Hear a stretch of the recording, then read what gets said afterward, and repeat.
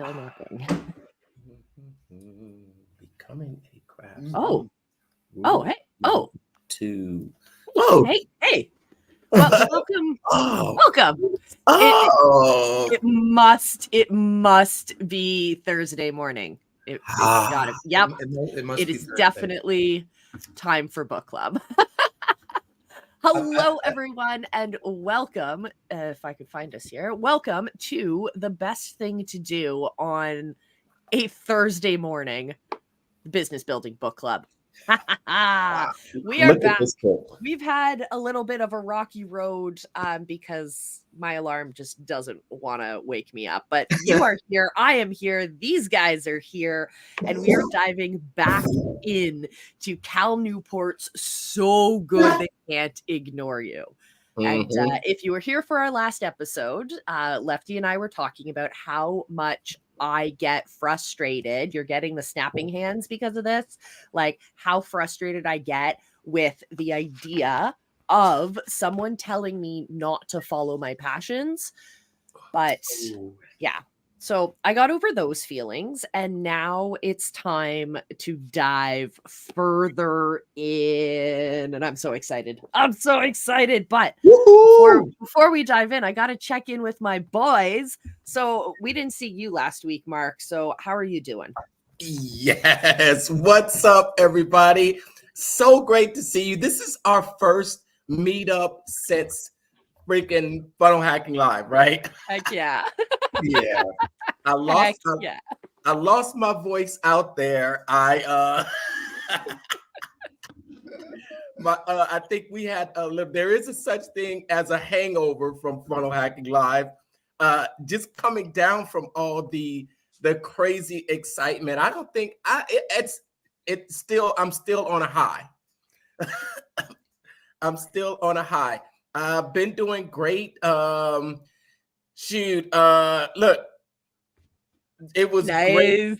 Yeah, it was amazing meeting you in person, and that whole week was a week of man, I'll never forget it. How was it? I know it was your first Funnel Hacking Live, Lefty, and since then, we're just moving forward. Now we've got a new model that we're working with, and we're starting to implement for people. The linchpin model. I learned some mind-blowing new techniques, strategies. I've got a brand new VSL that I have to look at, yeah, that's how it's been. And check out, it was my birthday when I came back, and check out my shirt. I never dreamed I'd grow up to be a super cool digital marketing and strategist, but here I am. Killing it. Yeah. Killing it. That's really good. That's awesome. That's really good. That's cool. Yes, wait.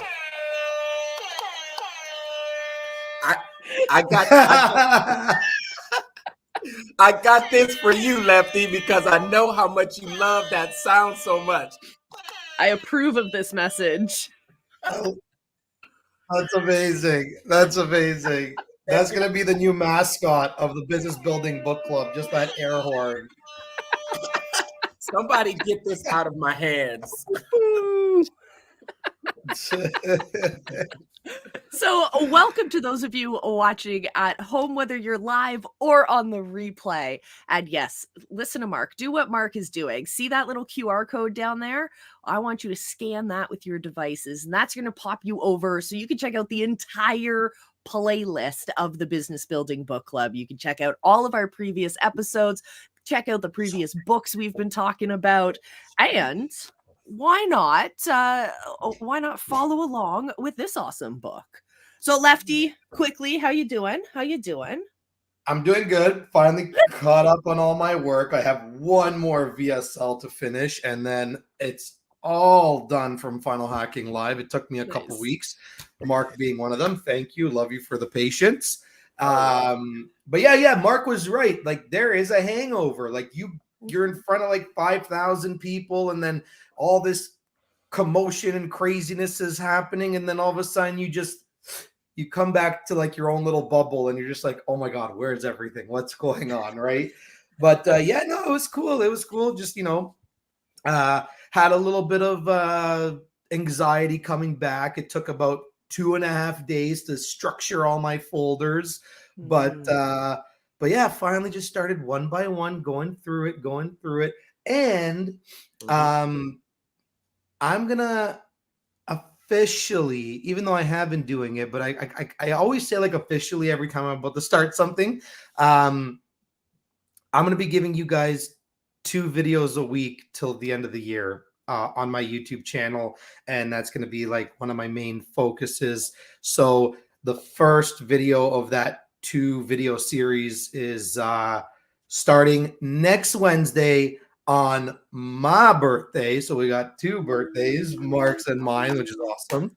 So yeah, Wednesday is going to be the first one, and I'm going to be posting every Wednesday and every Friday to keep to my original Friday schedule right up until the end of the year. So that's what I'm going to do for everybody. Woohoo! Nice. Looking forward to that. Nice. Well, I went through a giant change at Funnel Hacking Live, and I burnt everything down, and now I'm slightly regretting that. So I'm just dealing with emotions, and we can talk about it next week. There you go. There's so much everything down. Yeah, but yeah, we'll see. Sometimes you can make rash decisions, and sometimes you can take advice from people that maybe you shouldn't be taking advice from, and who knows? There's just a lot going on, but Funnel Hacking Live definitely is a giant hangover. I'm still figuring it out. I'll tell you, at Funnel Hacking Live, I took relationships that were non-existent and I made them existent. I took relationships that were existing to another level. I even took relationships that were on a top level down a notch. Ooh, interesting. Okay. It was the gamut. I think that this Funnel Hacking Live was a lot different for me. I socialized a lot more. You guys saw a you were so like I've been joking that, you were zipping around. I've been joking because I only know Mark at 7:30 in the morning, right? And we got to see Mark like the rest of the day. And man, Mark is fun. Oh yeah. Yeah. Mark for president. Mark for president. Of Canada. Oh man, this I think staying where I stayed the past Funnel Hacking Lives, it was like a Funnel Hacking Live. It was there. I was into the content and I was posting, scheduling during the times I was there, every meeting. I missed a session this year. And I missed the session. And then there was some things that were going on in the background that it was crazy. But I got a fun surprise to share with all of you. It was all in the name of building relationships and online connections that are they're going to be fruitful. Yeah, made some great partnerships actually. Yay. And with that being said, let's dive into the clarity of the craftsman. Come on, that's my line. Yes. We are diving into rule number 2 of our book. And this is the title of the book, Be So Good They Can't Ignore You, or the importance of skill. So when we talked last chapter about why I'm so frustrated with the title of this book and like the beginning of this book is that we smash the idea of just following passion. That's not good enough. And now we're going to talk about why. It's because the crux of this book is that we should not just be talking about passion. Passion fuels us. That's what we decided last year. That's what gets us going. It's the gas in our tank. But what gets us up the hill, what actually moves us forward, is the skill behind that. because you can have a whole bunch of people who are super passionate about something, but unless someone has the skills to make a difference, it ain't gonna work. So chapter number 4 is the clarity of the craftsman. So in this chapter, we're introduced to 2 different mindsets. We have the craftsman's mindset, and then we have the passion mindset. We've already talked about the passion mindset, right? Following things because you're excited about them. But when we shift to the craftsman mindset, I think that's the really, really powerful change. And for me, I now love this book because of just simply introducing this dichotomy. So Lefty, what are your thoughts? I'm picking on you because you're liquidifying yourself right now. Well, yeah, like I mean, when I'm editing, for example, or when I'm like out in the field like filming, I mean, that's my craft, right? Like I have to be really good at my craft in order to get the clients that I serve a great product, which then fuels my passion for what it is that I actually do. But if you don't actually get out there and do the thing, whatever that may be, you'll never really figure out like how good or how not good you are at something, right? So for me, I remember when I was buying my first camera, right? I wouldn't like, somebody who'd never picked up a camera before in their life will probably buy the camera, open it up, maybe look at a few things, and then they'll most likely go on like a crazy YouTube binge and try and figure out all the specs and all the technicalities and this and that and whatever. No, I went out into the field. I wanted to take the passion that I had for filmmaking and photography and just start snapping, just start recording, and then I'll figure it out all later, right? And I think that's what's the line that we use in this entrepreneurial journey, right? Like imperfect action is better than no action at all, right? Like kind of like how Nike says it, like just do it, just go do the thing, right? Like you can read about funnels all you want, but until you start building a funnel, you're never gonna know how good you are at the craft, right? And then the more you build and build and build, the better that you get, right? So I think with like the craftsman mindset is really awesome because it allows you to take what you love and just go out there and like experience it, just figure it out. And I think that's the beauty of the journey is like just figuring it out. You make a mistake, okay, whatever. You can go do it again. You can create another funnel. You can record another video. You can write another email. Like you're not like, people have to get out of this mindset of like, oh my God, if I ruin this specific thing, that's it, it's over. Like it's not, you have the opportunity to do it again and again and again and again and again. And that's why I love the craftsman mindset.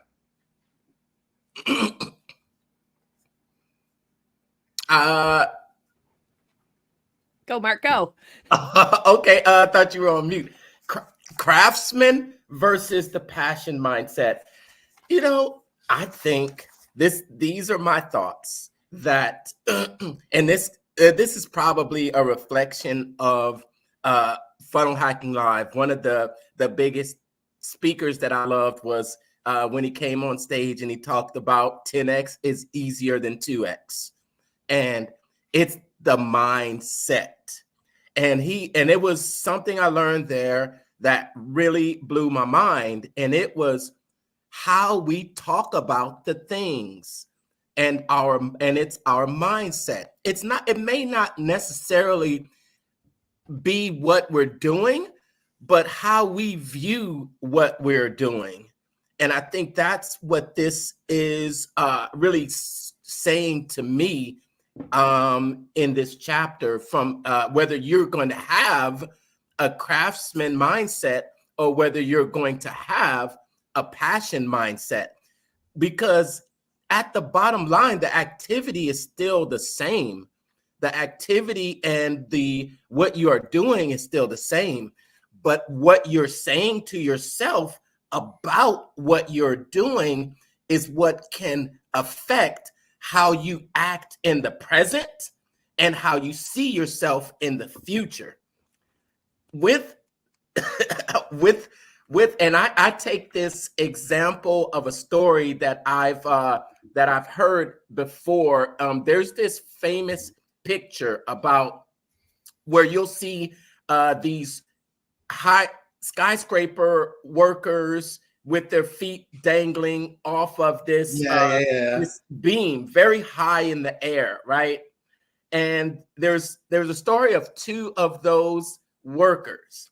There was one worker who he would always go to work and he would say, "Oh man, another day on the job, another day we've got to be up there on the top of this building. It's just a drag. I'm not getting to do so much, and this is just another job." And as a result, his life satisfaction, he was not very happy.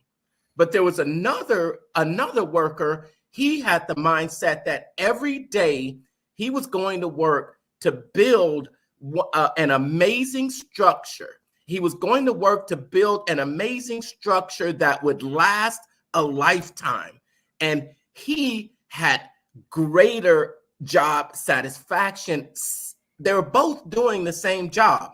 They're both going to the same place at the same time, doing the same work. But the attitude and the mentality can make the difference in how your satisfaction. 100%. And I think that motivation, this is kind of what we talked about last week too. When you have that passionate motivation, you have more gas in your tank in order to pursue those skills, in order to say, I'm thinking that iron worker, super passionate about being part of something bigger than themselves and wanting to be the best at what they do because they are so passionate about the project, but they're focusing on skill, which is kind of cool. So what I really like about this chapter is I had to highlight it. It says, the tape does not lie. And there's a lot of times that I find myself maybe in my funnel copy leaning a little bit into vague words that, not everyone has the same nailed down idea of what it is. We can all watch the same content and we all have different impressions of it. But there are certain things when it comes down to hard skills where the tape doesn't lie.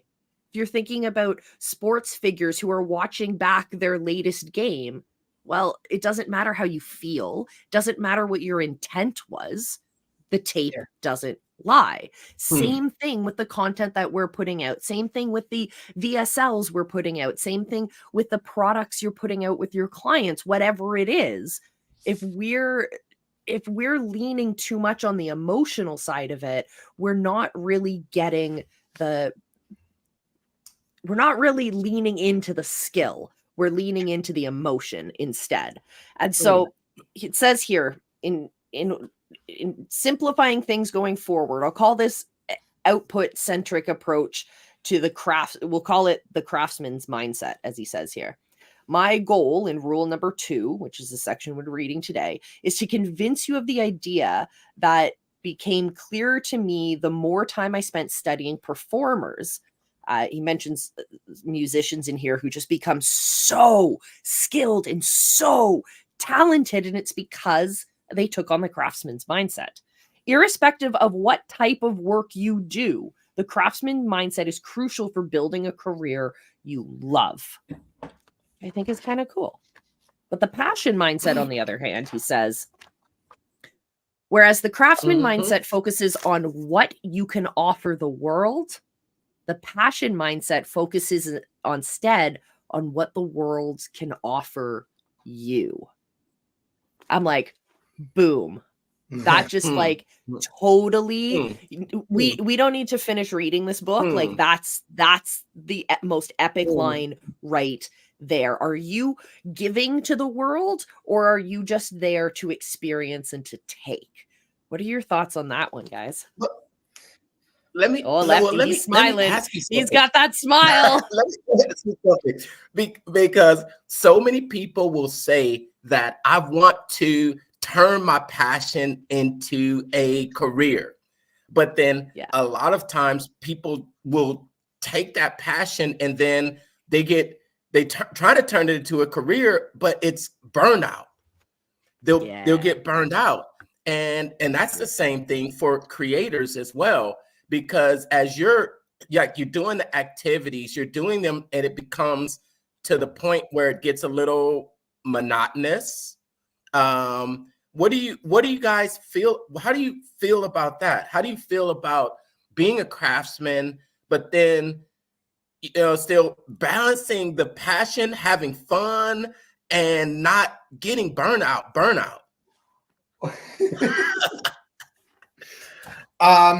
This is how I do it, and it's the easiest thing that I can think of. And I'll actually use your VSL as an example for this one. How I stay away from burning out is I just don't work. Plain and simple. Like I would just not work. Like if I wake up in the morning and I know that it's not like a heavy, serious deadline, right? It's am I gonna wake up in the morning and be like, all right, today I'm gonna half-ass Mark's VSL just to get it to him so he can come back at me with 50 revisions? Or am I just gonna turn around and let it sit, give it another day when I actually am in the mood to do that deep work, give it all that I could possibly give it. And then when I do get you that finished product, it's now something where you could be like, wow, I love the whole thing, but there's just this one minor change, because minor changes are easier to fix than, hey, Lefty, you destroyed an entire project. What happened to you this week? Right? So for me, it's just a matter of like, if I don't feel like working, if I wake up and I'm just like, I'm not in it today, I just don't do anything. I would rather not do anything, reprogram, recharge my batteries than try and force myself to do something that I don't want to do. And 9 times out of 10, I come back 8 hours later, 12 hours later, 24 hours later, because it's only ever really been a day that these things happen to me. I never go like 2, 3, 4 days without working. But I just noticed that I come back super recharged and super fresh. Maybe it might be a matter of like, I don't want to work today, but I'll work on the VSL at 10 o'clock at night because I get that urge to like do something again. Right. So for me, that's us plain Jane. Maybe not everybody has that flexibility as I do, but if I don't want to work, I just don't. That's my secret for not burning out. I find that if you have if you're leaning just on passion, you're going to get burnt out. This is what I've learned, having been burnt out and reading this book right now. It's real. From experience. So I would say if you're leaning just on the passion, you're going to get burnt out. But if you remember that the passion should be fueling your endeavors of learning new skills and always be learning, I think that is the shift that I needed to realize. So pursuing the pursuit of improving skill so that the output, again, that big mind shift of like, are you taking from the world or are you giving back? I think that's the big shift that's in it for me is doing wow. And I mean, like we we drop. Yeah, What? and like we're in a field that like requires us to look at the same thing over and over and over and over again, right? Like building a funnel just doesn't happen in an hour. Mm-hmm. Editing a promotional video doesn't just happen in an hour. We're sitting here watching it for like hours, the same shot, the same words, the same text, the same everything. So Yeah. it's Work. like Mhm. you fatigue, your brain fatigues, your ears fatigue, your eyes fatigue. Yeah, yeah, yeah. Yeah. Oh my goodness. It's like if we were carpenters, it would be like stepping the same gun, stepping the same carpet, seeing the same thing. Yeah. You And just gotta becoming step that away. craftsman. I used to do headlines for a newspaper and a magazine, and it was like a comedic magazine. So we used like crazy fonts. There was no like design structure whatsoever. But looking at the same words and just switching fonts for hours on end, the words don't look the same. And they start to like really mess with your mind. And I think Yeah, that happens with yeah. when I mean, no matter what we're doing. If we're looking at a VSL and you're like so into it, Yeah. you kind of like you need to take that breather in Step order back. to like expand your horizons again, and then you can come back refreshed and bring something better to the table. Yeah. yeah, Can and that's exactly what I do. That's exactly what I do. And I have a really cool process, but we're not going to talk about And that. here, let me show you my 5-step system. Let me show you my 5-step system on how I edit. No. So we understand this concept of the craftsman's mindset, which I think all of us are going to be endeavoring to take on, and you guys watching at home as well. So we understand that. Now the next chapter, chapter 5, introduces this cool concept of career capital. Remember, everyone at home, this is a career advice book. So we're kind of twisting it around for us as entrepreneurs. But if we understand career capital, this is our money in the bank. This is where the power system comes in. This is where we have kind of a little bit of it's more than gas in our gas tank. But so the power of career capital, where do I have it? All right. The career capital theory of great work on page 48. The traits that, so this is the main strands of his argument. The career capital theory of great work. The traits that define great work are rare and valuable. Okay. Supply and demand says that if you want these traits, you need rare and valuable skills to offer in return. Think of these rare and valuable skills that you can offer as your career capital. So you're not just doing what everyone else is doing. You're doing something that's special, that's rare and valuable. And this is because you have pursued the importance of learning new skills, right? This is how we connect everything we've learned together.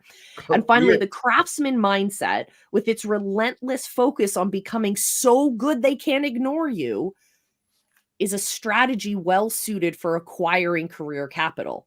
And this is why it trumps the passion mindset if your goal is to create work that you love. Like, how many times can I mic drop on this book that I was really angry about when we started?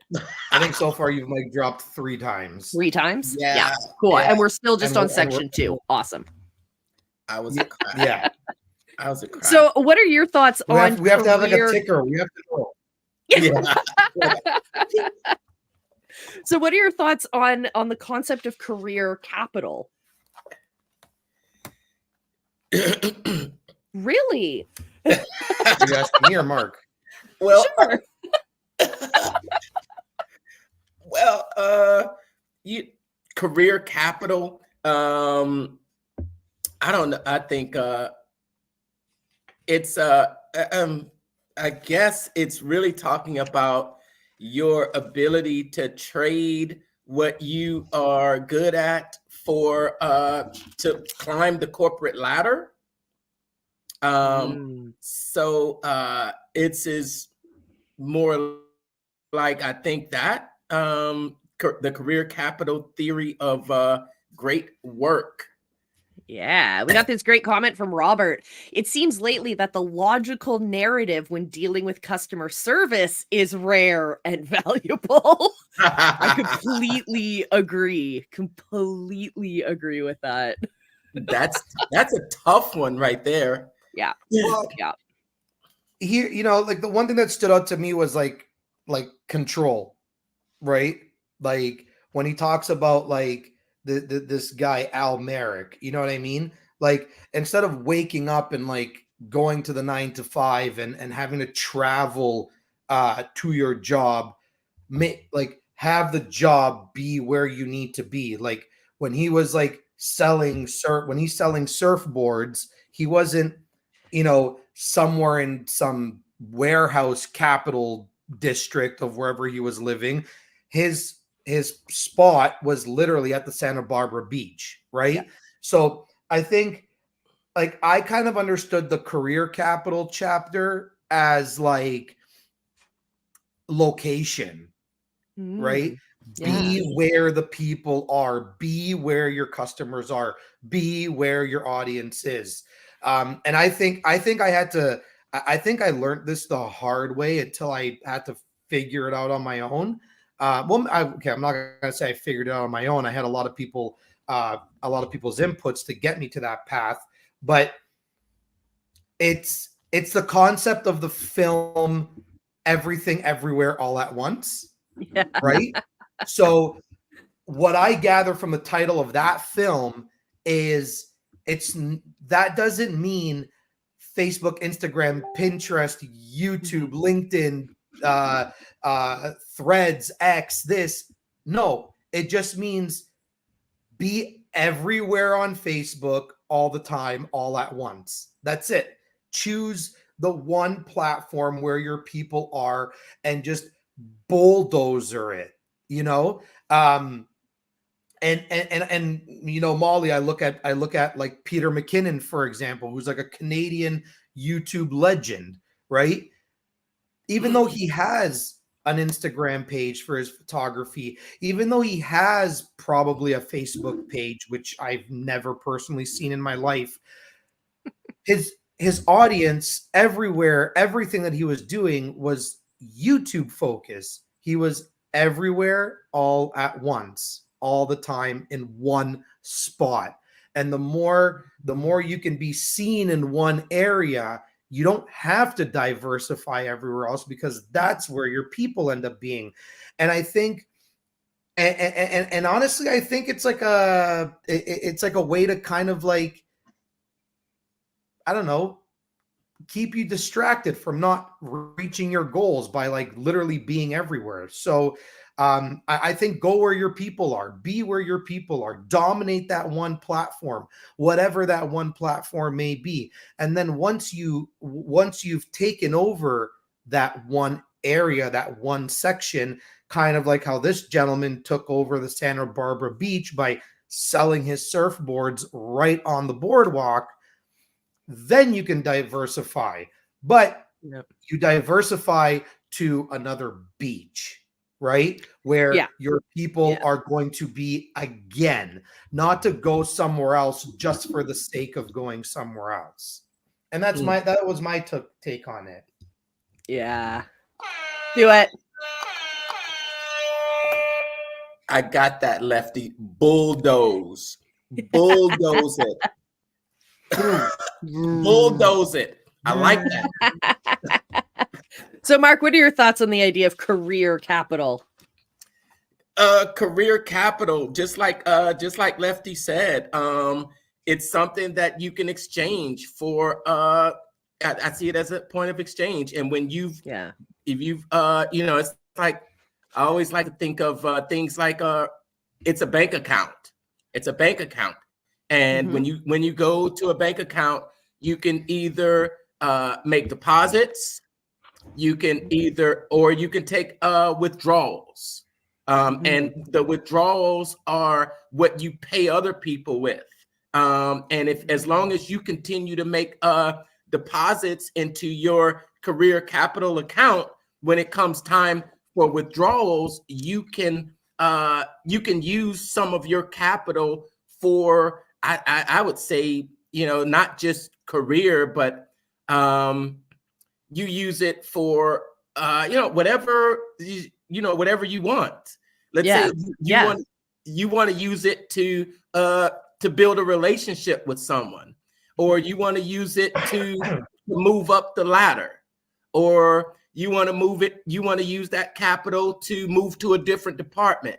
So I see it as long as you're investing in yourself and investing in your skills, that's your deposits. Those are your deposits, and you're building up your skills. So then you're not trying to make a withdrawal from an empty bank account. Mm-hmm. I like that idea. That is the image that I think I'm going to stick with in my head. Money in, money out. Skills in, time, energy, resources in, time, energy, resources out. I love it. Yeah, I love it. Exchange it for appearances on shows. Exchange it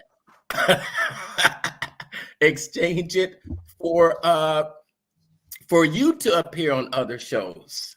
Yeah, for connection in general, for networking, for everything. It's not just building your career, it's building your network. And as we know, your network is your net worth. Ooh. Who said that? Russell Brunson, probably. Well, that line has been around for ages. Well, of course. Well, if Russell Brunson said it, then that means somebody else said it first. Exactly. It must be true, though. It must be true. He also says one platform to a million. So that's what Lefty was just saying. I like that. That bulldoze, that whole analogy there was really good. Yeah. Just show up. So there's a further part of this chapter I'm interested in. That's 3 disqualifiers for applying the craftsman mindset. And this, I think, we so often get advice that is all about do this. These are great tips. Check out my 5-step system, blah, blah, blah, blah, blah. But we kind of steer away from disqualifiers. So let's have that conversation for a moment. So 3 disqualifiers for applying that craftsman mindset. Number 1, the job presents few opportunities to distinguish yourself by developing relevant skills that are rare and valuable. I'm like, yeah, that's cool. So that's a great selective tool to say, I don't actually want to take on that project because it's not moving me forward. It's moving me back. So that would be like if someone said, hey, Lefty, you want to come over and film some shorts? Like Lefty moved so far away from shorts that he went into VSLs, and then he's moving away from VSLs into documentary filmmaking. So it's like, that's 3 steps back, if not more, for him. So no, that's a disqualifier off the bat, which I think is really cool. Is it pushing you forward? Is it distracting you? Or is it pulling you backwards, actually? Second step on here, or second disqualifier, is the job focuses on something you think is useless or perhaps even actively bad for the world. Yeah. So this resonates with me because I'm all about feelings and emotions and like making the world a better place, peace, love, and groovy. But see, we get balloons. I love it. I love it. I love it. So like, I think that's a kind of cool, like very simple self-check compass. And then finally, the job forces you to work with people you really dislike.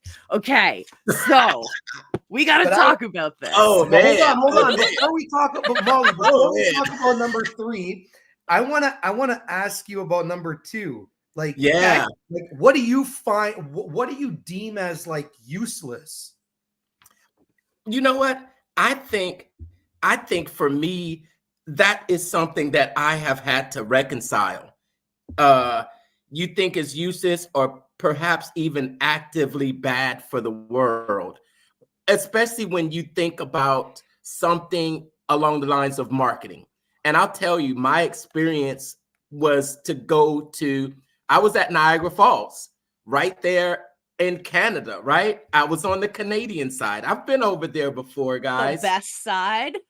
But then I noticed something. I noticed this beautiful natural waterfall, but around it was this crazy marketing, buildings, billboards, posters everywhere. They had turned this natural beauty into a spectacle. And Robert knows what's up. Yeah, right. And to some degree, let's say the world of marketing, where you create this desire in people. You know, no one needs to have this hat. And what purpose is it serving? But you, as a marketer, as a salesperson, you sell stuff.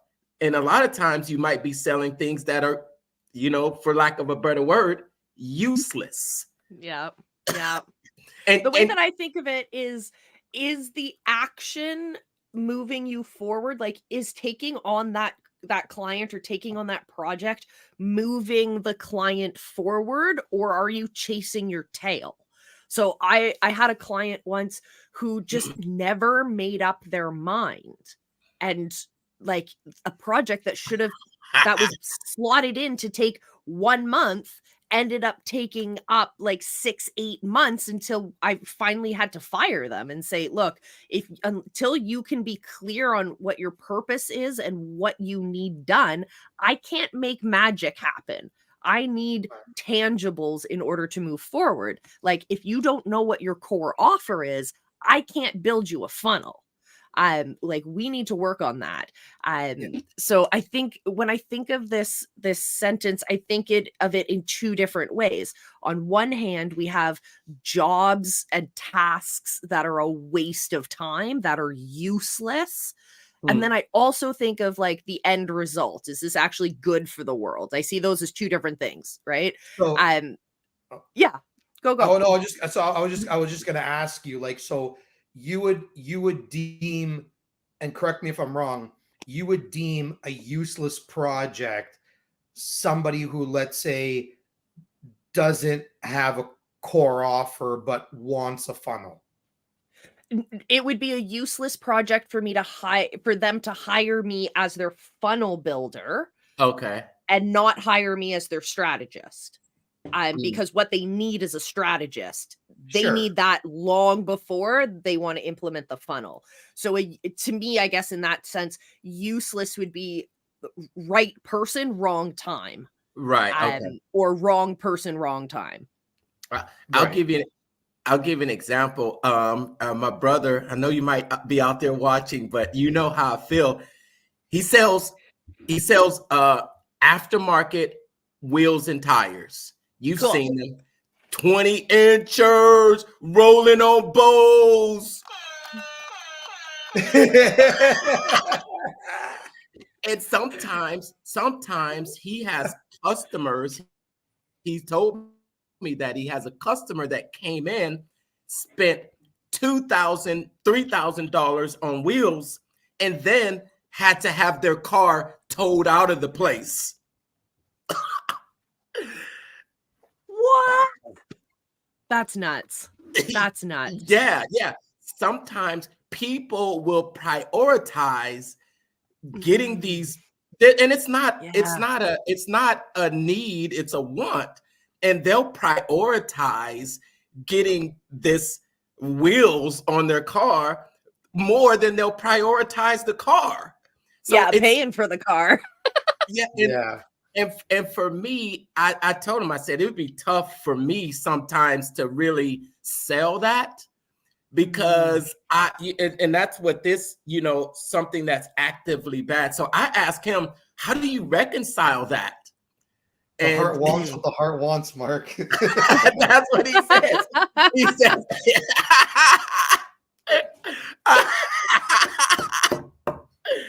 He says it's not my responsibility. It's not my responsibility. It's true. It's not my responsibility to tell them what their priorities are. Yeah, but that's an example of number two, something that you think is useless or perhaps even actively bad for the world. And he says that that could be disqualifying for the craftsman mindset. Yeah. What do you guys think my useless job is? Oh, I don't know. You tell me. Share with the world, because Robert wants some rubber and thicker sidewalls. Oh yeah, you want to bring it on? Oh hey, you can get those in Houston. They put these little they call vogues and spokes, and then they ride like this. Bam, bam, bam. Jeez. Well, for me, the useless. And I don't know. I don't know if it's actively bad for the world. I think it could be actively bad for your business. Short form content. It's lefty. Oh, tell Alex Hormozy. Well, no, but see, there's a big difference, right? Alex is at a level where he could do whatever he wants, whenever he wants. Like when he didn't build his business on short form content, right? Like short form content was not even a thing. He was doing things that actually matter, that actually like mean something, right? If he built his business off of videos that literally last 48 hours, if you're lucky, he probably would not be the $100 million man. Like, let's be realistic. You think like even Gary Vee, you think Gary Vee built his business on short form content? No, they just do it because they have the luxury to do it. But the reality is that 90% of people that create short form content are literally just kicking tires. No pun intended, Mark's brother. But it's just that. Like a lot of a lot of that content falls on deaf ears.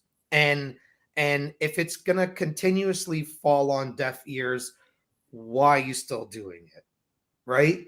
All that time and effort and editing and whatever, or even hiring somebody to edit your short form content for you, because I know that could be anywhere between like $2,000 to $4,000 a month.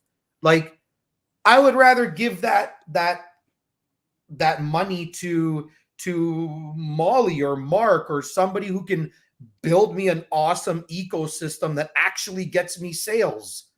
You know what I mean? Like, that's where I go. Lefty to FHL approved. Yeah, exactly. There you go. That's one page and it worked. One page, one funnel, one system, and it worked. And it was very simple. And that's where we put the energy, right? Putting it into things that will actually like push you and excel you forward. When you're at a level that it doesn't matter anymore, do whatever the hell you want, right? But I don't know. That's just me. Now, and Molly, I know you really wanted to get to this. The job forces you to work with people you really dislike. Tell me how you really feel, Molly. That's funny because go, Mark. That's funny because I was working with someone that I didn't like. And I think I approached it in the beginning. I approached it to avoidance was my strategy, avoidance, until I started to actually attack it head on and say to myself, you know what, I'm going to learn to work with difficult people, and I started to take some trainings and started to understand what they were doing and what I was doing that created such a conflict. And so it's interesting that he says that people you really dislike. And then, but wait, there's a number 7 behind it. What does that number 7 mean? I'm going to find out what the number 7 behind that word means. Oh, that is a footnote of some sort, isn't it? Yeah. Yes. What chapter is it? It is chapter 4? 5? 5. Chapter 5. Oh, chapter 5, the power of courage. And it's For more details on the dangers of this particular trap, see Robert Sutton, the no asshole rule, building a civilized workplace and surviving one that isn't. Is it? Okay. There we got some additional resources. The no asshole rule. Wait, what page is that on? It's in the notes in the back. Oh, the notes in the back. Great. Oh, yeah. I know. I never look at those notes. It's 259. Oh, divided so by chapter. We're still okay. far away. So let's scoot forward a little bit further. We're gonna skip chapter 6, but I highly recommend reading it for those of you following along at home because it covers different career capitalists and shows some of their profiles. And I think it would be neat for you guys watching at home. Let me know what profile resonates most with you. Leave us a comment. Let us know. But chapter 7 is about becoming a craftsman and how we do this. And it's way, way, way simpler, but that doesn't mean it's easy. It's all about deliberate practice. Oh, Mark, beautiful mug. Beautiful mug. Beautiful mug. One day all 3 of us will have ours. I think mine's in the dishwasher that's broken. What, the dishwasher that's broken? Not the mug that's broken. The mug's upside down, but the dishwasher's broken. Fun times. So deliberate practice is what helps us become that craftsman. It's being very intentional about the work that you're doing. And it says here that on page 78, the difference in strategy that separates average guitar players, because we're hearing all these stories about guitar players and bluegrass players, the difference in strategy that separates average guitar players like me from the stars like Tice and other people is not confined to music. This focus on stretching your ability and receiving immediate feedback provides the core of a more universal principle. The one that I increasingly came to believe provides the key to successfully acquiring career capital in almost any field.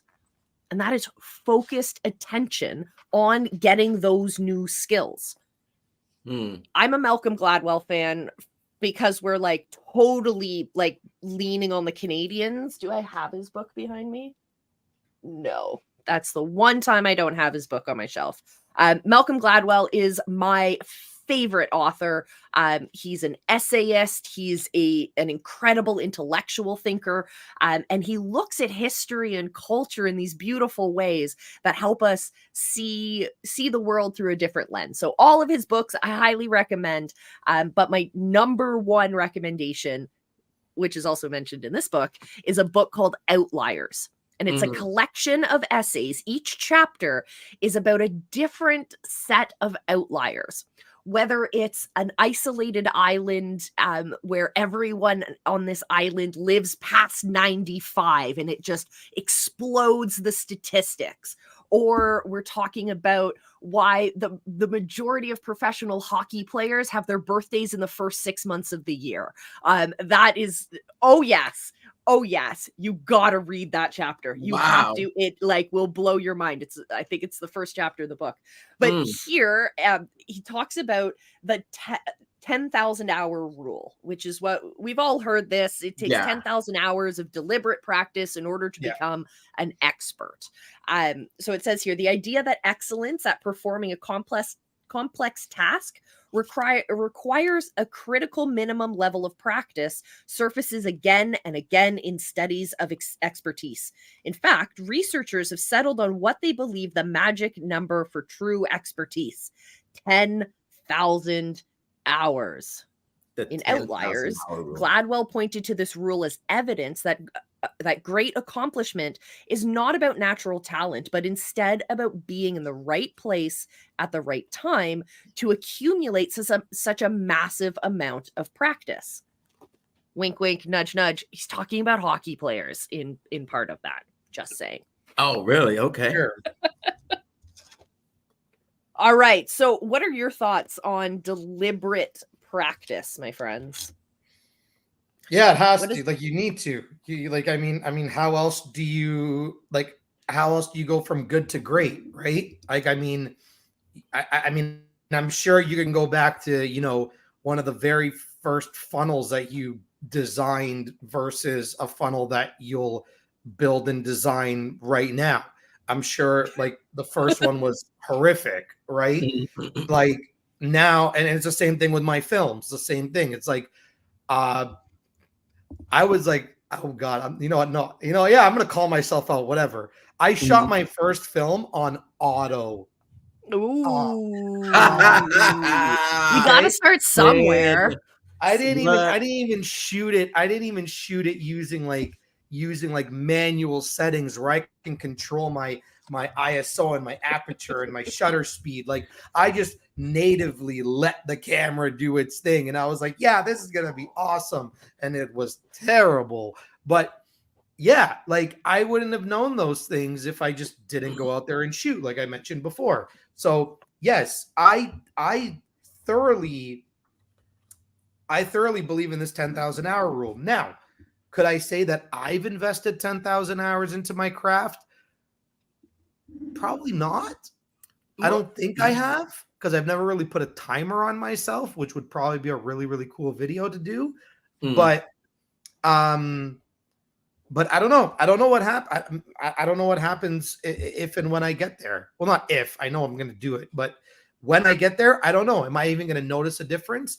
Am I even going to, like, do you even notice that it's happening, that you get better? Because like you do it every day. And when you do things every day, you're noticing like 0.5% or 1% better changes every day. But it comes so naturally that you're just like, by the 10,000 hour mark, you're just doing it. You're not just like, oh yeah, like, I'm better now because of this and this and this, because you see that gradual increase.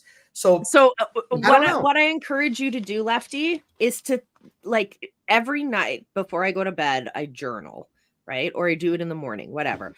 Okay. But I think about the stories that are going on in my head. So if I'm filming something, for example, total random example, if I'm filming something and I'm like, okay, so today that was hard. I found it was time consuming to get everything all set up by myself. But I did it. It took up half an hour. And then the next, you just keep documenting those stories that you're telling yourself, because as you progress, you can then look back and go, whoa, it took me half an hour of struggle to get set up. Now I can do it with my eyes closed. Now I have documentation to have like 5 different setups and it's going all bang. And I have a whole team behind me now. So being able to actually create those markers for you to look back on, I think is one of the really powerful ways to see what your progress is like. And then it also is amazingly helpful if you get to a point where you want to be a teacher or a coach, or you want to build a program that helps people move through that, because the stories that you told yourself when you struggled at setting up for half an hour is probably the story that one of your students is telling themselves right now. And so you can put yourself back into those footprints and go, all right, if I look back now, what did I do to make things easier? Did I practice something? Did I implement a system? Do I have some sort of a cheat sheet? Whatever. But being able to have those markers where you can look back, I think would be really great for you, especially since you document journeys, Lefty. Yes. Yeah, like I mean, like Mark's so good looking that it was like distracting for me to edit because I was just in awe the whole time. You know, I love the concept of the 10,000 hour rule as a goal to achieve. How many people do you think really achieve that $10,000 hour rule? When you break that 10,000 down, how long does it take to reach 10,000 hours of practice in one discipline? You could just break that down. 365 days of a year. If you're doing, let's say you did 10 hours every day. Yeah. 1,000 days. Yeah. It's a lot. It's basically like your whole career is 1,000 days. Party.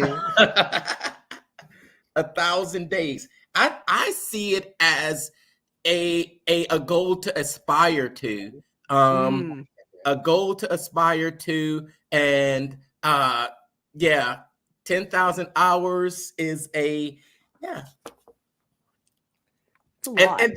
And then how long has that phrase been around? 10,000 I heard hours. it. I think I heard it like close to like entering high school, like 14, 15 years old. So that was like 18. It's at least 20 years old, that phrase, I feel. Yeah.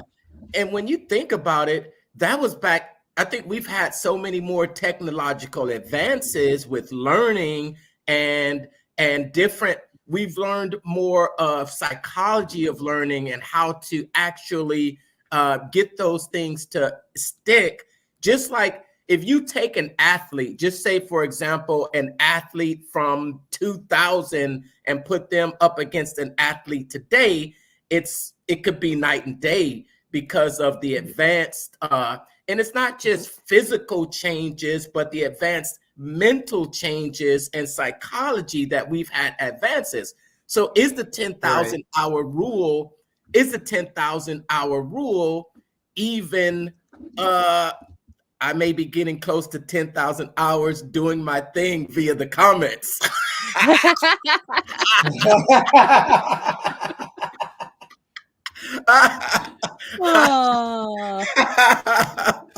So I'm looking up the researcher who came up with the idea of 10,000 hours.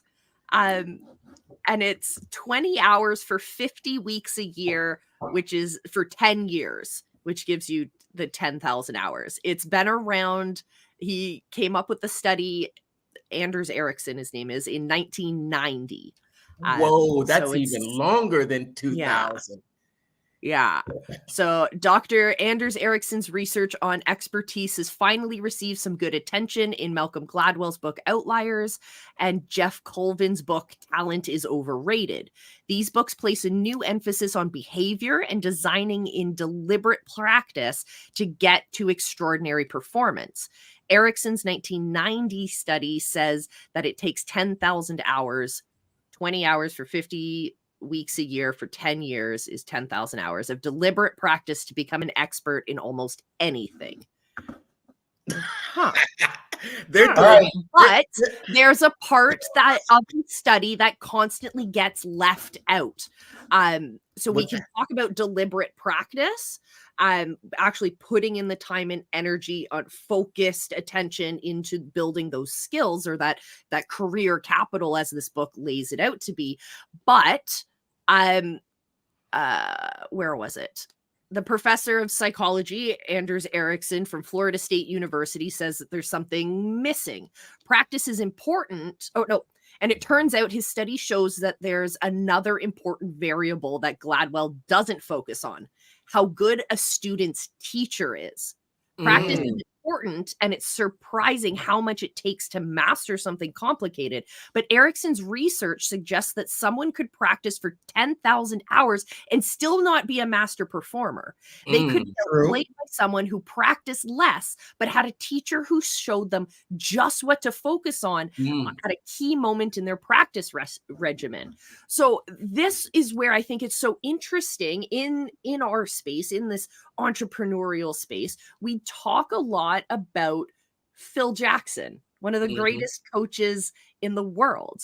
And we know that Michael Jackson was cool, but Michael Jordan was like, he was a great basketball player, but he wasn't the GOAT.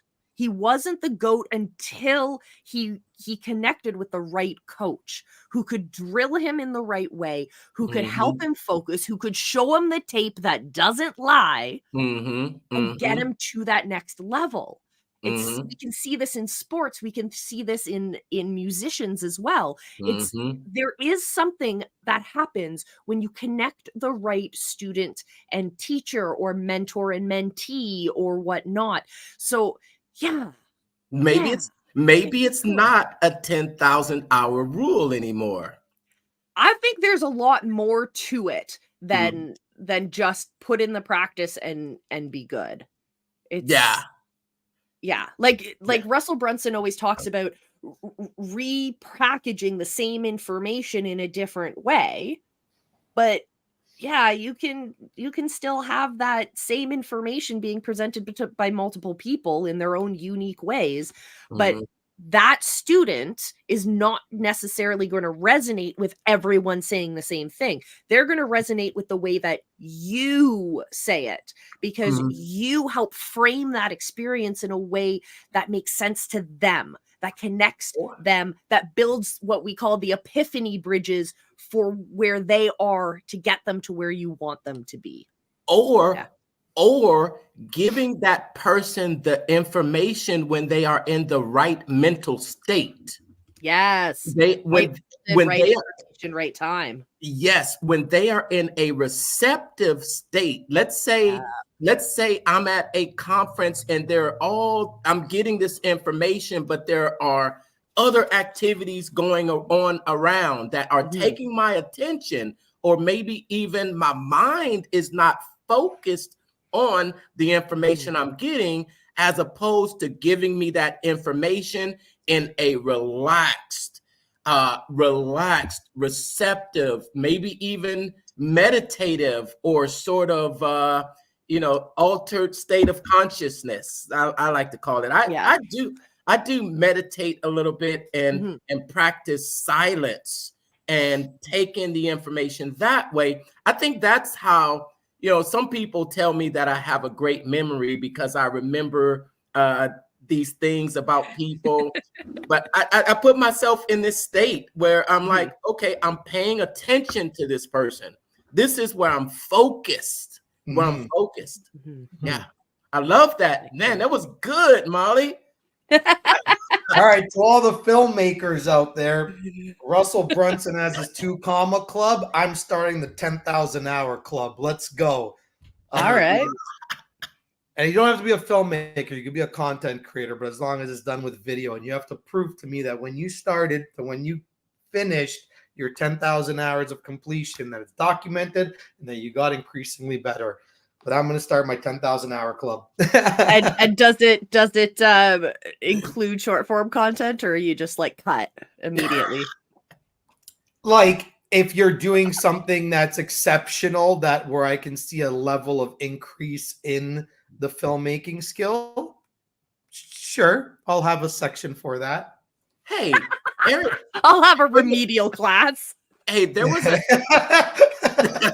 was a complete presenter on short form content at Funnel Hacking Live. Yeah, Eric Zane. Yep. I didn't want to say the name, but he was encouraging it. Yeah, like, but well, like for yeah, I mean, look, I want to hear it. if you build your business, like, if I'm not saying it, like, there's a time and place for everything, right? There, like, for example, social media managers, their business revolves around short form content. Like they need short form content to build their businesses, right? A coach doesn't necessarily need short form content to grow, right? So, like for me, I don't necessarily need short form content to grow. I think like you got to position how much of it you truly need, if at all, based on what it is that you do, right? So, for example, Eric Thane, he has like a cinema mastery course where he teaches cinema production and lighting and all that jazz, right? So for him to get people to his courses, which again he doesn't necessarily need because he does longer form videos on YouTube, I can see why he needs to attract those filmmakers, photographers, like the scroll junkies, right? He needs the scroll junkies. Those are his customers, right? I don't necessarily need scroll junkies as my clients, right?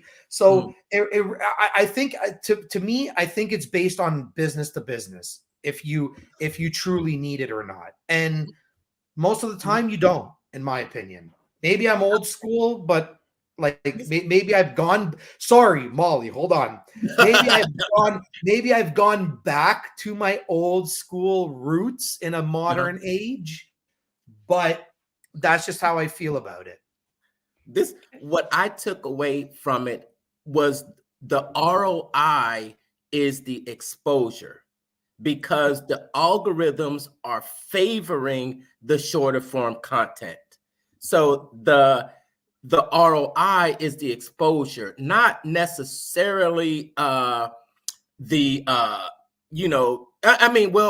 ROI can come in a lot of different ways. Even the exposure can equate into clients, because someone saw you, maybe they saw something, the algorithms are pushing it to more people, you get exposed, maybe they like something, maybe it pushes it to another person that sees you, that actually follows you somewhere, and then eventually sees you on another show, or that type of that's what I got from it, is the ROI was specifically because the algorithms are they're favoring it right now, and when you look at a lot of social media platforms, your feed is becoming a lot of this short form content, and there's an entire platform that's getting a lot of exposure that's centered around short form content. But I know that that's why I ask you, Lefty, because I know that you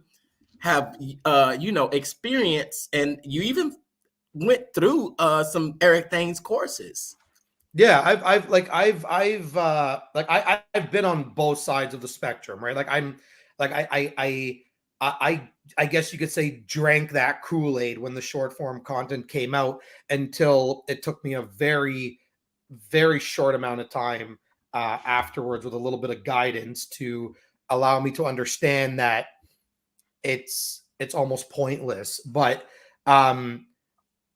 for example, you make short form content. Let's say you want to put out 2 videos a day. So that's 14 videos a week. Or let's even be more modest. You just do Monday to Friday. 10 short form videos a week. Now, in the time it takes you to write the content, film the content, edit the content, I don't know what, maybe you sacrificed 20 hours of your life, maybe more, because I know that when I'm doing my videos at my level, when I was doing short form content, I could be up to 2 hours just on one video, right? So yeah, okay, so I was right. I was 20 hours, 20 to 30 hours. So 20 to 30 hours is pretty much almost like what you would work more or less full time at a full-time job. Now, I can do the same exact video one time and just run it through ads, or let's say Google ads to be specific. If I was to doing it from YouTube, I could probably reach more people faster depending on my budget. The only downfall is that I need a budget because I'm going to be running ads to that specific video. But I now probably have an additional, I don't know, maybe I cut my time in half. Maybe that video only took me 10 hours to do. So I have an additional 10 hours a week to do other things that are going to also help me generate revenue, where you're stuck in that additional 10 to 15 hours because you just have to film and upload. So in my opinion, I think that's where the, I don't know, that's where like the one video is better than the 10 videos. The ROI. And this is an example of what happens when you put 10,000 hours into learning something. Exactly. Like, this is Lefty has like 20,000 hours into this, and he's figuring out this much. Yeah. Well, Molly, you started it. You're just like long form. And mind you, I did have a YouTube channel before that happened, before you said that to me. But you know, I tried to do a brand change, and you've missed parts of it. You're missing out the important parts of the story. It went, I'm Lefty. All I want to do is reels. Reels. Keep it and real. Then Molly's going, have you heard of YouTube? Because YouTube is great. It's a search engine. So your stuff doesn't just disappear and you can use it. Have you tried it? No, because I want reels.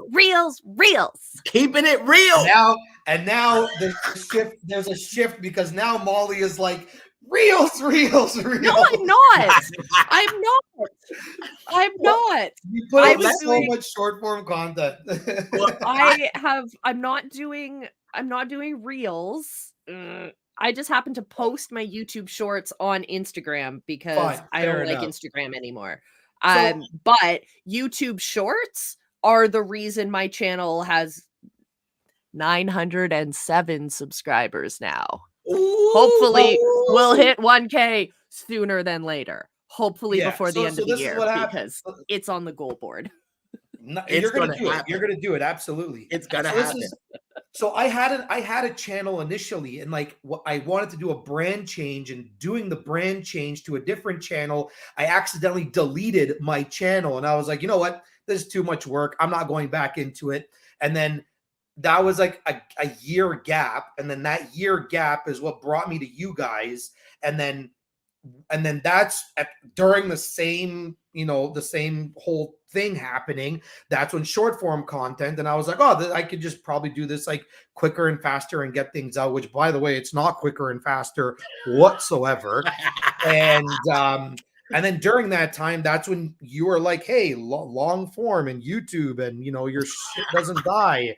And I was like, yeah, you know what? Let me give it a shot. And then I went back into it and I researched even more. And then I was like, yeah, I should have done this a year ago. And then I started learning. And then I believe you brought us to our first book that we did, which was the YouTube formula.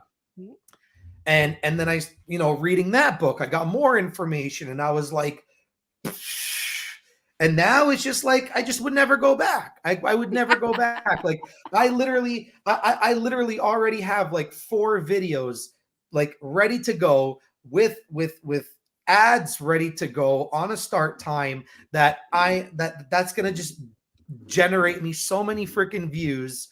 And I'm already done. I'm already like a month ahead, like it's awesome. It's just freaking awesome. Go do YouTube videos. And if you are in that realm, here's the thing. If you are in that realm where you're like, well, crap, I'm only used to keeping people's attention for 30 seconds. What do I do? Well, there's a thing in the long form world. I don't know, Molly, if you've heard about this, but there's actually something called long form shorts. Have you heard about this? A minute to 3 minutes. Yeah, like the minute to 3 minutes, right? Like you can get used to creating a 10-minute, 15, 20, 30-minute video by just taking that 90-second video and going to 2 minutes or going to 3 minutes or even going to 5 minutes, right? And then you slowly just start building up that way. But yeah, be so good they can't ignore you. Okay, that's the bulldoze, bulldoze.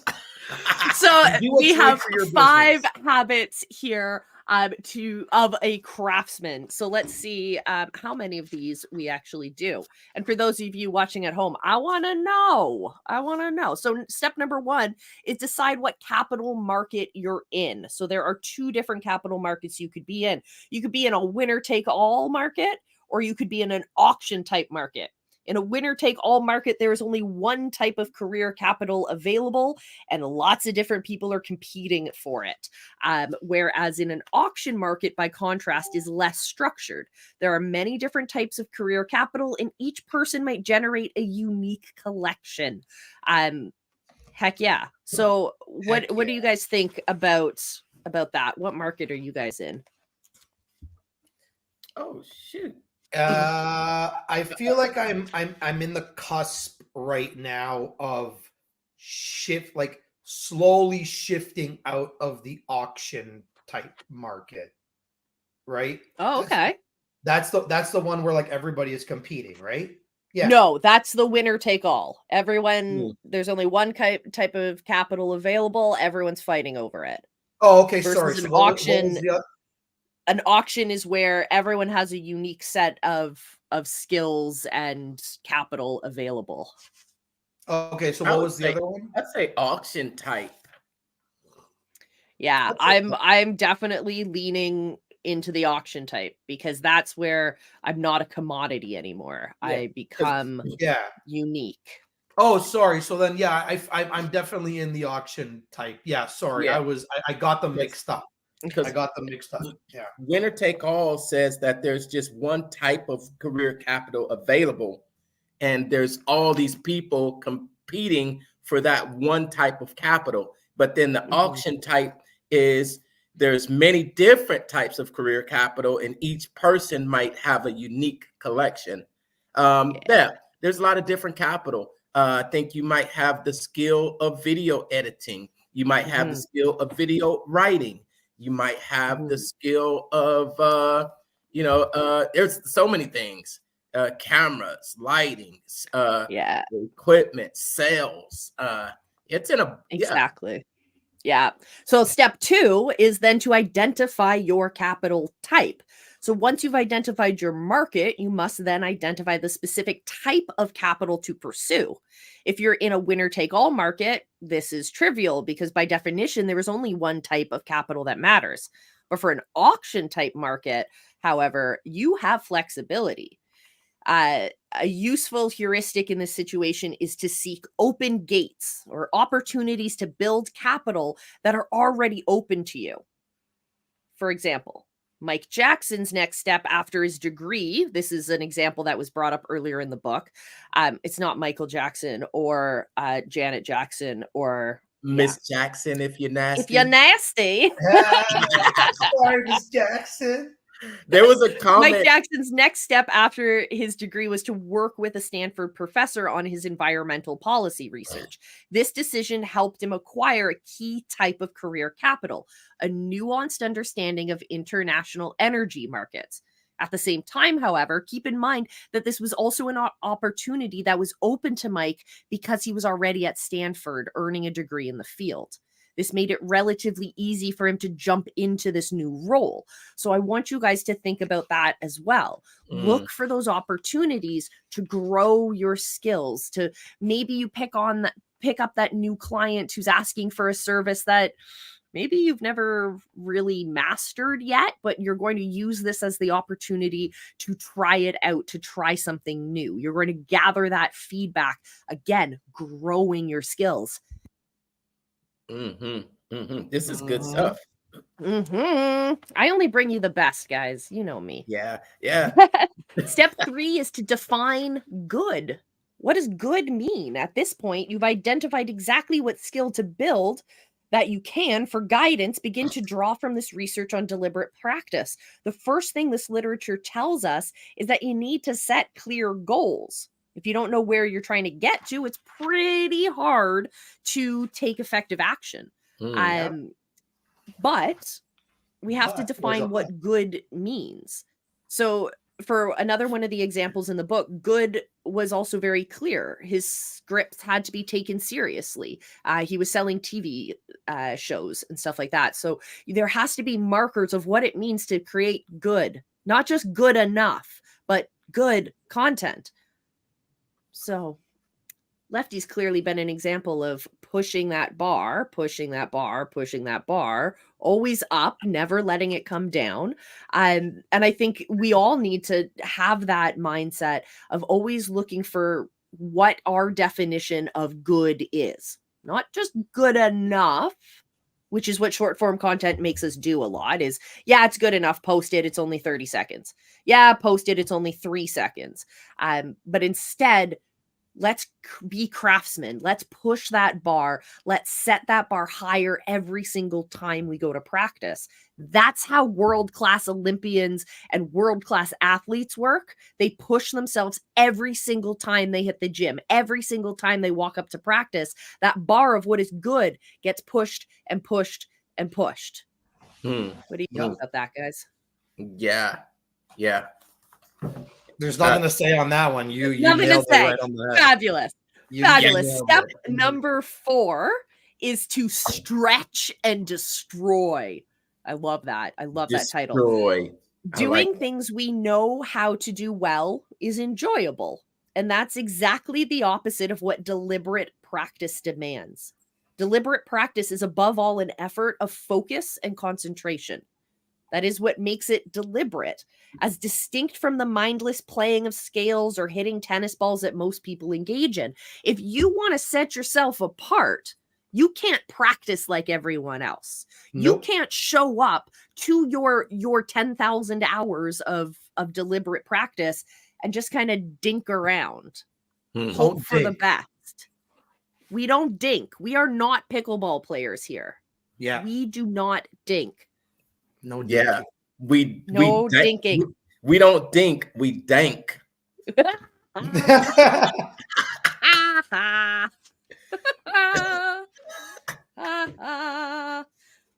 Here's another really interesting point that's in here. Pushing past what's comfortable, however, is only one part of deliberate practice. The other part is embracing honest feedback, even if it destroys what you thought was good. I'm also dealing with this. The burning everything to the ground had to do with feedback. So as this author explains in his Fortune article, you may think that your rehearsal of a job interview was flawless, but your opinion isn't what counts. It's so tempting just to assume that what you've done is good enough and check it off your to-do list and move on to the next thing. But it's, in all honesty, sometimes harsh feedback is what you need to learn. And that's what will retain your focus in order to continue making progress. A lot of people in this space will put something out, they get some good feedback, and they move on. And that's it. It's when we have that harsh feedback, when we have a coach who looks at us and says, it's like they're literally holding a mirror up to you. And they're like, you know the answer to this. You know it's not good enough, but you're allowing yourself to think that it is. Having someone who can call you out on that, having systems in place to gather and work through feedback, even if it's critical, preferably let it be critical.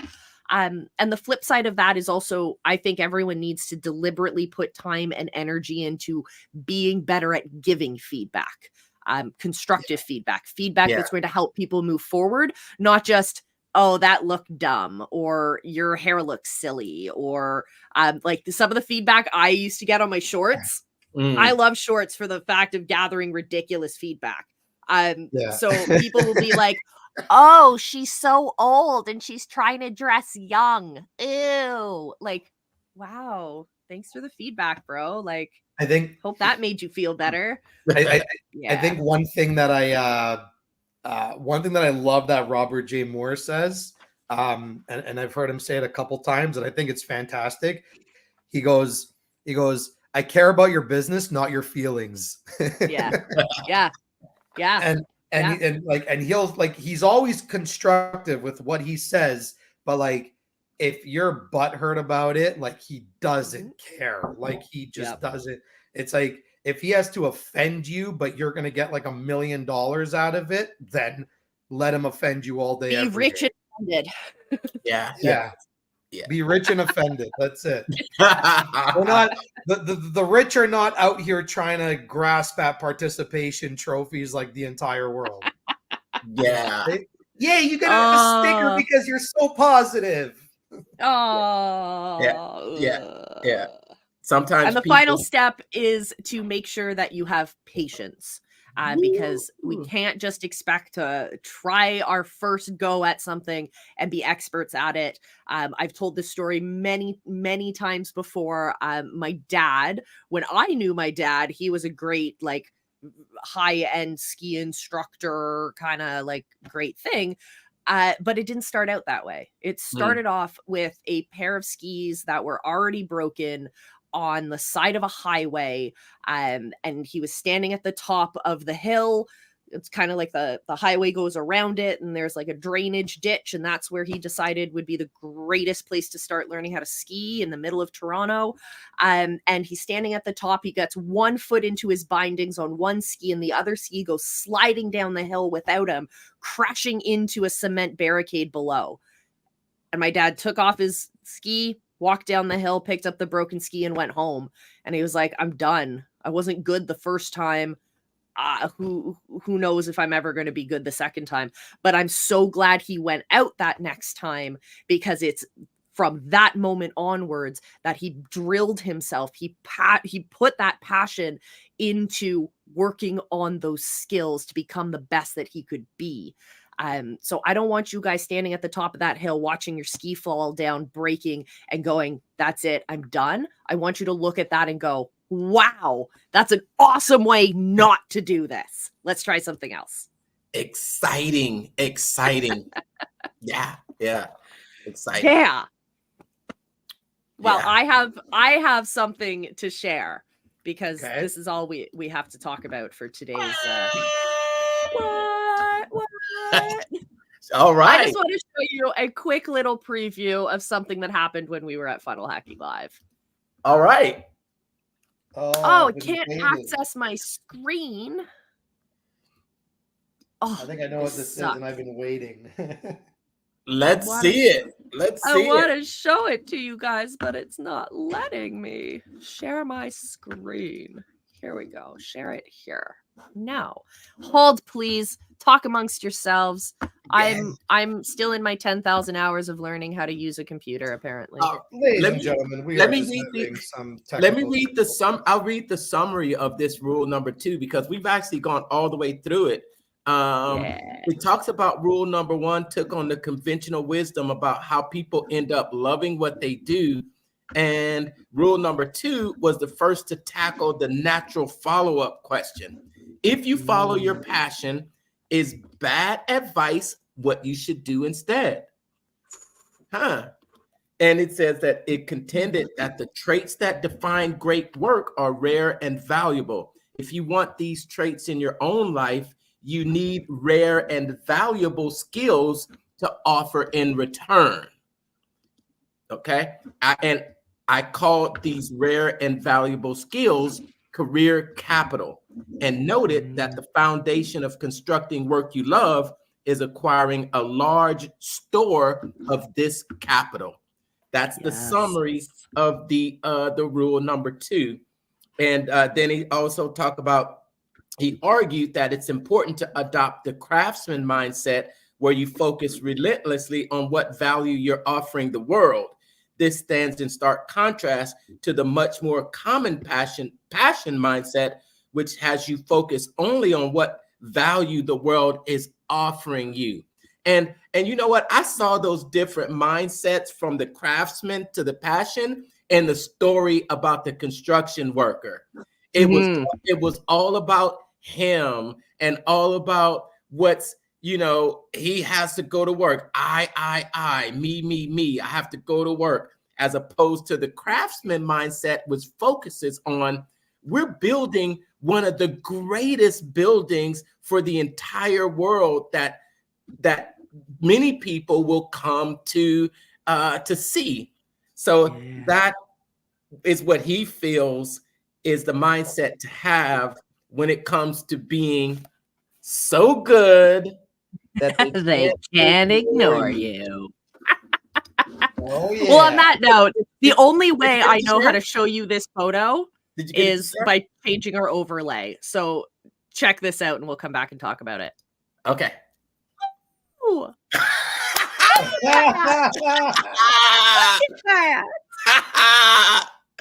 So we had an awesome time shooting with Amber Larkin from photography. There we go. She did some awesome brand stuff for me, and I had a little quick surprise where I got all the guys together and we did a hilarious little shoot. Okay, so let me tell you the story behind this, awesome. Everyone. So we're like hanging out at Funnel Hacking Live. There's a main hallway where everyone's gathering. And then we dipped into the hallways behind. And the room to the right of this photo here is like the break room for all of the Funnel Hacking Live staff. And that table that we're sitting on was somewhere else in the hallway. And I just decided that we're going to play with this table in the middle of the hallway. So we had a fun time, like reading through some books and having just a wonderful time. Why do I look so concerned? You look like you look so concerned. Why do we have a staff member with us? No, that's not just any staff member. That's Turner. That's Turner. And like Turner Leslie. From the very first episode of what has become Friday Night Live, he walked us around the VIP area of Funnel Hacking Live in, I think, the very first episode of our show. So he is forever part of the team. Oh, he's not just any staff member. Yeah. He's one of us. He's one of us. Well, I met him that day, so I figured I don't know who he is. You're like, so Lefty does look slightly concerned. It's because the rest of us are all reading books, trying to look cute, while Lefty's trying to work. So that is Lefty's like focused, I'm about to work face, because he had a very important job of throwing the book at the camera. So we did a bunch of throwing the book at the camera photos as well, but maybe I'm just like, who's that guy in the red shirt? Who's that guy? Wait, you're like, I'm like, cool. That was fun. I will drip out some more of those photos for you guys to check out, because they are hilarious. Like, it gets wilder than that photo. We had some. I'd like to see my solo, if that's okay. All right, everyone. So thank you for joining us for the longest episode of the Business Building Book Club, but there's a lot of good stuff to talk about today. Yes. Join us, same bat time, same bat channel, next Thursday, 7:30 Eastern, where we're going to dive into the next section of So Good They Can't Ignore You. What is the next section? Let's see. We are going to talk about turning down a promotion, or the importance of control. I think this will go very nicely connected to our conversation today. If you have thoughts, comments, questions, concerns, drop them down in the comments. We would love to hear from you, whether you're watching live or on the replay. We love you just the same. Come on, AI. Make my heart show up. There we go. Yeah. Oh, man. Oh, my gosh. I think we have 10,000 comments from Believe in Yourself. Yes, definitely. Robert, you are our listener of the day. Congratulations. Here's a round of applause. Is Robert and Believe in Yourself the same person? Yes, Or? there's inside and going outside for a smoke accounts, it seems. Okay. Efficiency. So, my friends, join us next week. Check out the QR code underneath Mark. That'll get you over to the playlist. You can check out all of the episodes. Join us in the Visibility Hackers Facebook group. We're going to have some more wonderful comments. Yes, Robert. I am Robert. Nice to meet you, Robert. Be like Robert. You get balloons. All right, everyone, have a fantastic week. Keep reading, keep pursuing your dreams, and build those dang skills, my friends. Till we see you again, remember I love you. Be excellent to each other. Bye.